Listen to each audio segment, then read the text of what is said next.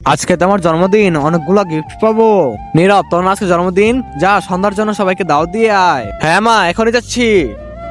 আরমানকে বলবো, শুভকে বলবো, ওই তামিমকে বলবো না, ও আর জন্মদিনে আমাকে দাওয়াত দেয়নি।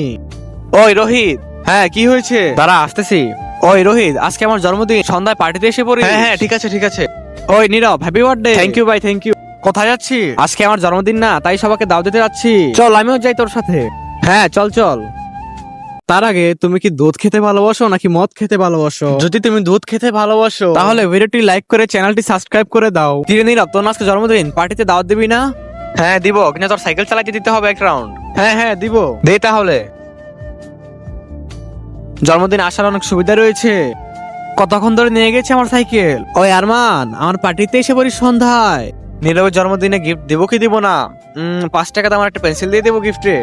এই সাইকেলটা তো চালাতে খুব ভালো, বাবার কাছে গিফটে সাইকেলটাই চাবো। সবাই এসেই পড়বে আমার বার্থডে সেলিব্রেট করতে। ওই নীরব, আমরা এসে পড়েছি। হ্যাঁ হ্যাঁ, ভিতরে আয়।